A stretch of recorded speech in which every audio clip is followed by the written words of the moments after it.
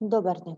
Јас сум Дијана Алексовска-Гидиовска, наставник по природни науки во петто одделение во Основното училиште 11 октомври, општина Центар.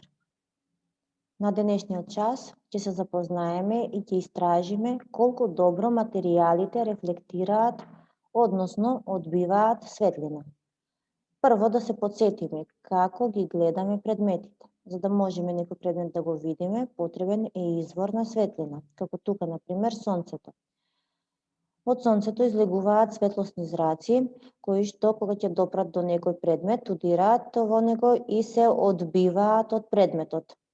Па се наречени ударен светлосен зрак и одбивен светлосен зрак. Доколку се најдеме пред светлосниот зрак, во тој случај ќе го регистрираме, односно тој ќе навлезе во нашите очи.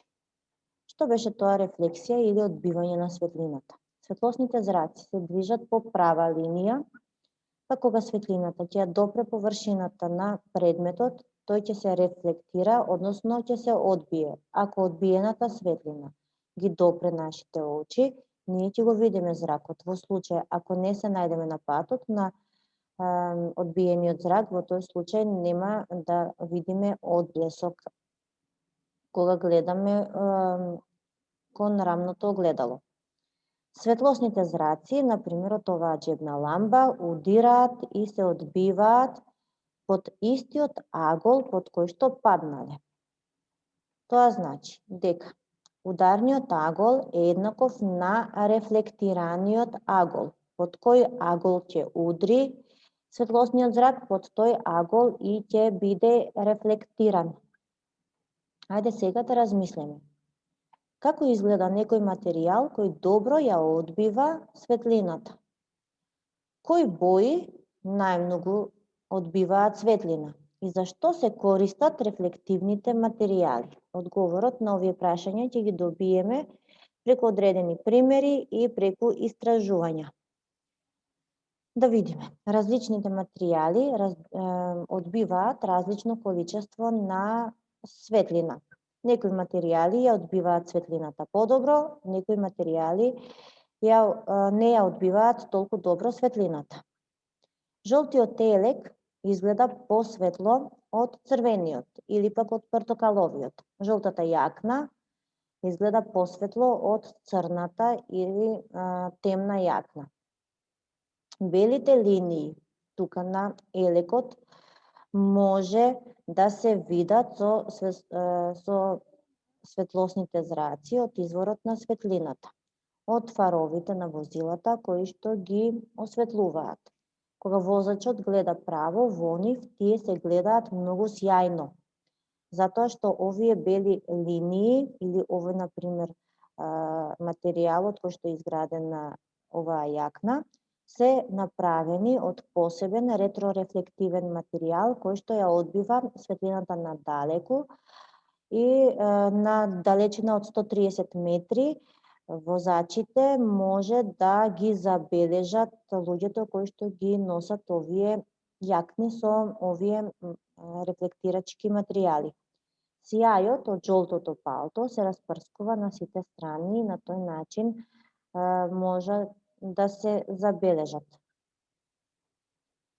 Понатаму, кога фаровите од автомобилот го осветлуваат патот, се појавуваат сообраќајни знаци кои што инаку не се многу забележителни. Одбиените зраци, кога ќе дојдат во контакт со очите на возачот, тие стануваат сјајни и видливи. Сообраќајните знаци се направени од рефлективен материјал. Но сепак колку и да се сјајни, нема да бидат корисни доколку нема доволен извор на светлина. Па според тоа можеме да заклучиме дека добри рефлектори, односно одбивачи на светлината се заштитен елек со сјајна светла боја и јасно изразени ретрорефлективни ленти, сообраќајната сигнализација и знаците на патот. Други знаци, како што се линиите на средината на патот, нивната должина и дебелина кренати линии во правецот на кој што се движат велосипедистите, линиите и страничните банери на автопатите кои што имаат функција на мачкини очи и светат како мачкини очи во мракот. Потоа, штоповите на велосипедите исто така ја рефлектираат добро светлината и потребно е да се спомне дека најдобро е на ранците кај учениците да се постават ленти од рефлектирачки материјал за да полесно се гледаат во мракот.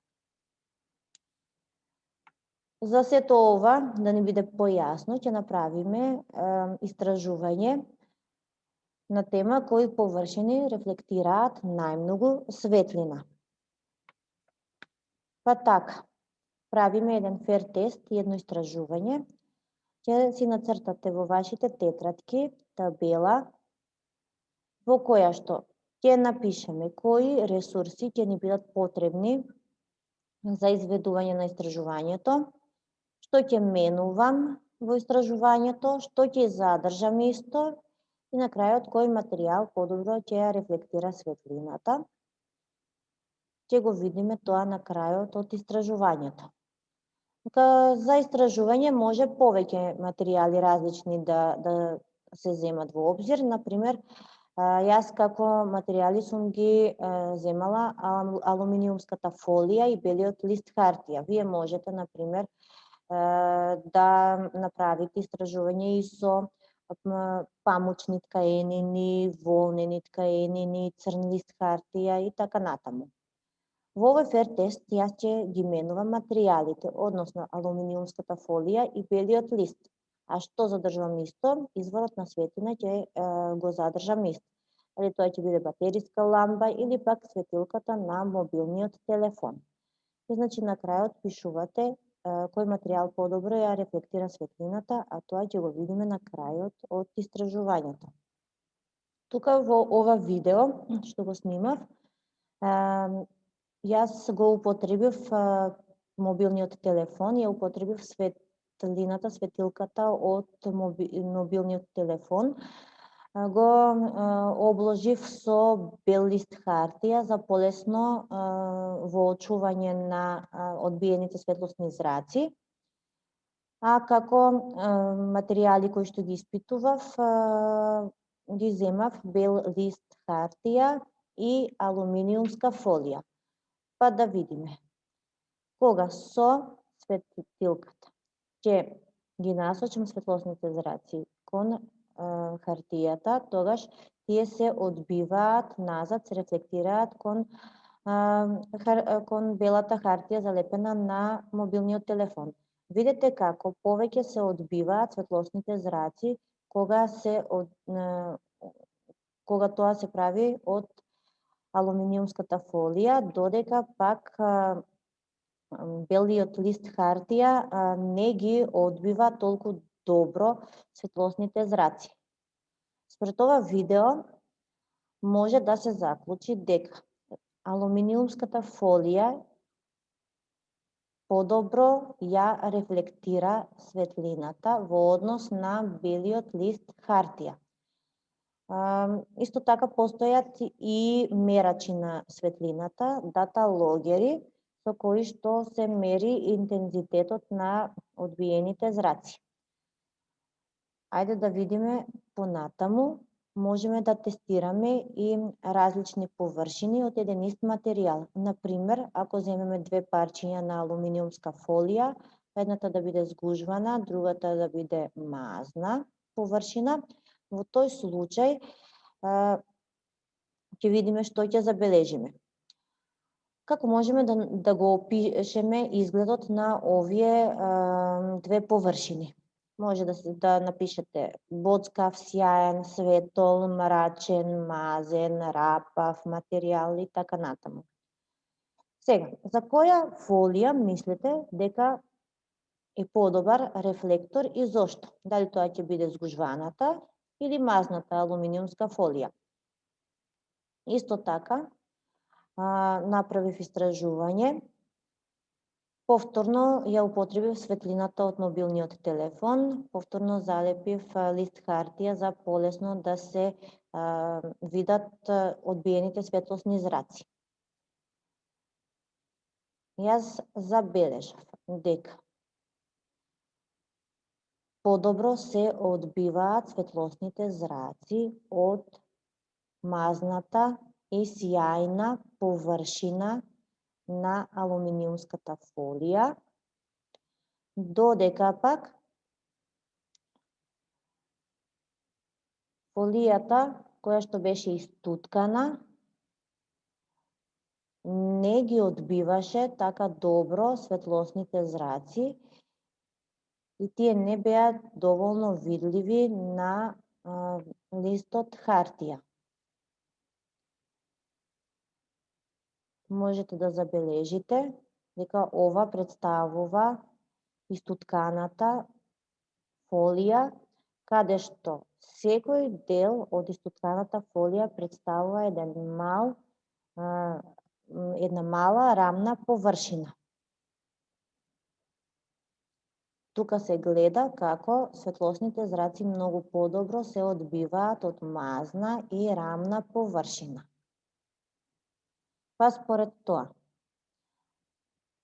кога светлосните зраци се одбиваат од рамната површина, тие скоро паралелно се одбиваат и ние ја забележуваме таа светлина многу јасно и чисто. Додека пак, кога светлосните зраци паѓаат на површина која што е нерамна, има дифузно одбивање на зраците. Такво дифузно одбивање на зраците има од површината на снегот. Според ова истражување можеме да заклучиме дека мазните и сјајните површини најдобро ја рефлектираат светлината. Тоа беше се за денешната лекција. Ви благодарам на вниманието и довидување.